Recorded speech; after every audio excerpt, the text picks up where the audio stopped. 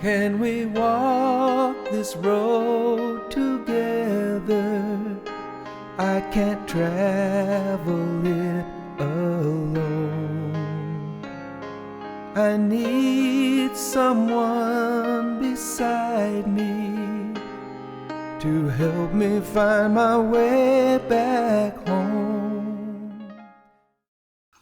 Hello, this is Dan Prinzing, Executive Director of the Wasma Center for Human Rights in Boise, with Adam Thompson. Hello. Welcome to Voices of Idaho.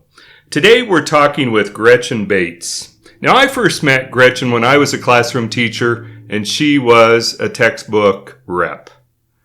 But today we're talking with Gretchen as a community activist. Gretchen, you're out there in the community. We see you marching in the streets. We see you in the Capitol building. What's the motivation? So nice to be here. A number of years ago, my best friend's son and his transgender partner jumped off the Perrine Bridge in Twin Falls.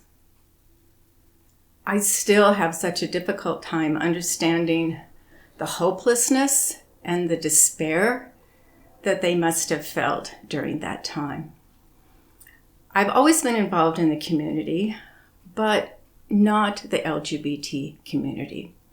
So I decided that I needed to become an ally because I didn't want their deaths to be in vain. So I became a member of Add the 4 Words, which is an offshoot of Add the Words.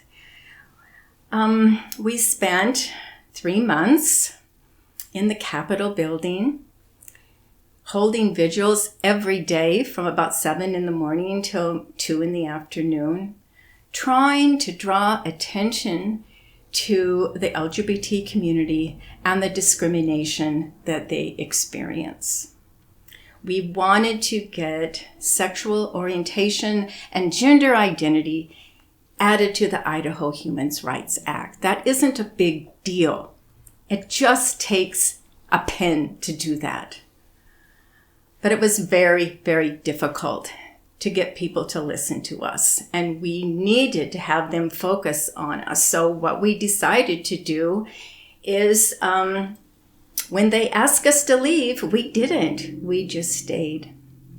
So after numerous arrests, and I think they took us out of the Capitol in handcuffs and belly chains, which seems a little over the top because many of us were just grandpa grandmas, so we certainly weren't a threat to anybody. It's still very difficult. We didn't get the law passed, but we did draw attention to the LGBT community because so many people in Idaho don't realize that if you're gay, you can lose your job. You might even lose your kids. They can kick you out of your house, and you can get beat up. So Gretchen, what you've just referenced here, when we talk about what is legalized discrimination set by policy, it is the third level in the spiral of injustice. That following language and avoidance, discrimination becomes an act of government. We see that playing out in the state? Yes, even today. And it's very, very sad, and sometimes it's very embarrassing to live here. We need to be more caring. We need to be more loving, and we need to be kind. And I see the reverse happening, and that's heartbreaking.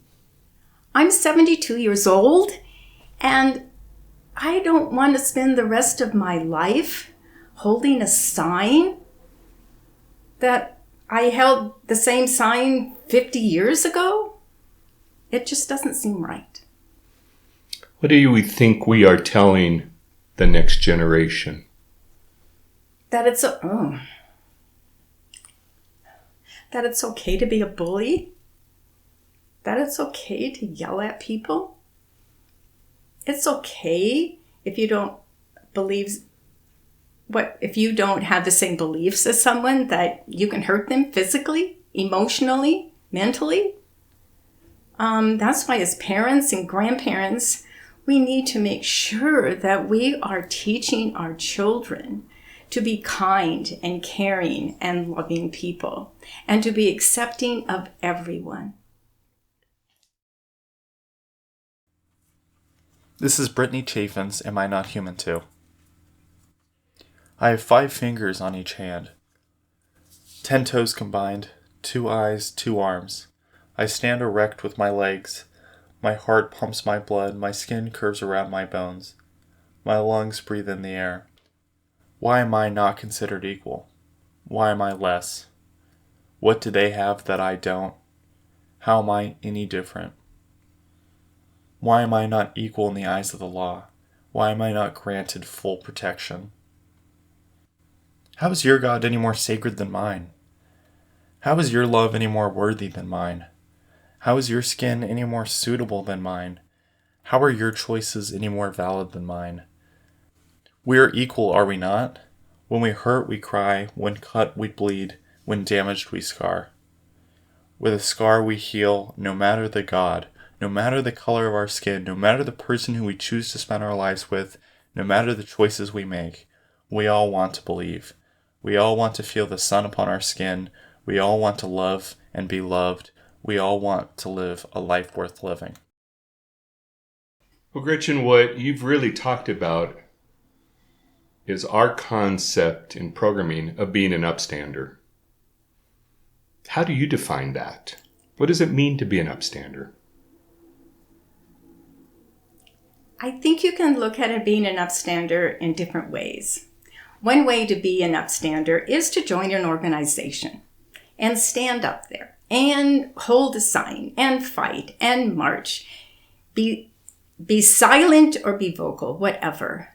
But where I think where most upstanders should be is that when you are standing somewhere and the person next to you, I don't care if it's friend, family, or someone you don't even know, if they say something inappropriate, if they put down a person because of their race, their gender identity, their sexual orientation, their color, whatever, you need to call them on it. You need to say that is not right.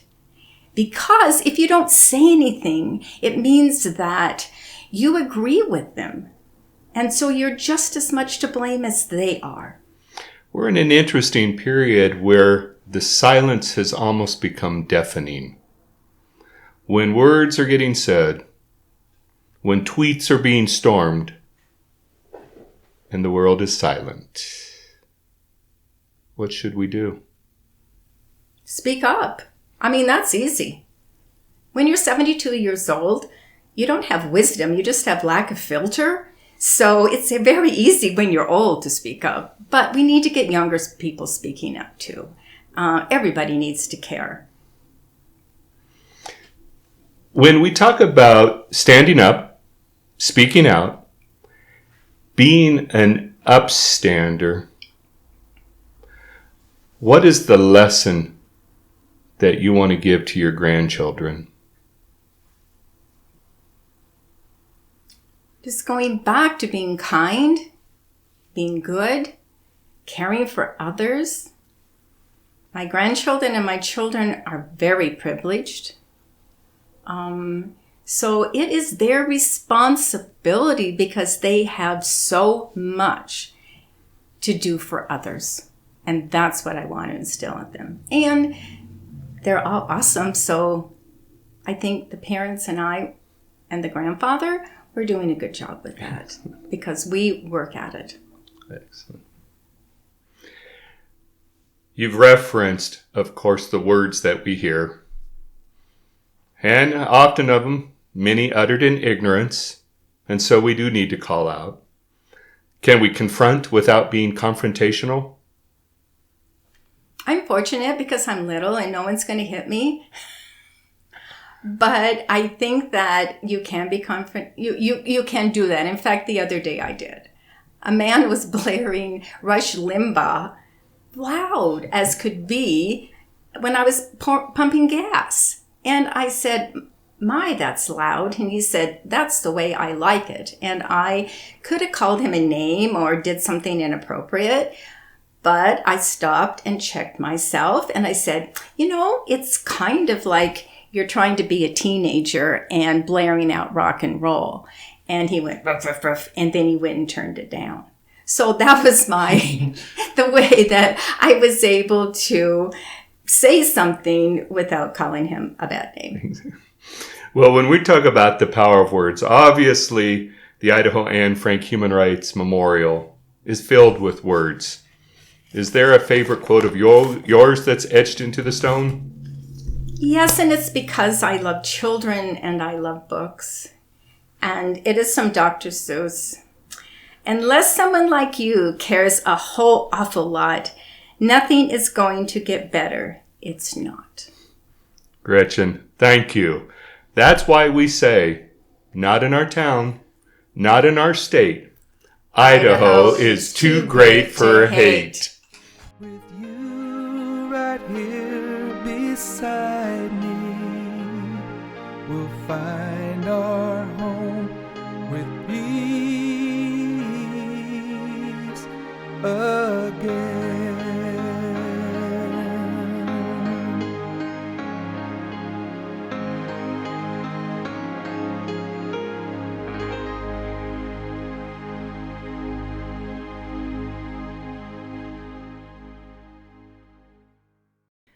We all have stories like that. We have very early memories of something that happened that changed us. And so when I was very young, probably 4th grade, I got braces on. And I have always been tall. So what I got from my classmates was, "Skinny mini brace face, skinny mini brace face." And it really affected me. I didn't know what to say, and I don't have any memory of anyone standing up for me. But I would talk to my mom about it, and my dad when I would get home, and they would say, "Hold your chin up high, because someday those braces will come off and you will have a beautiful smile."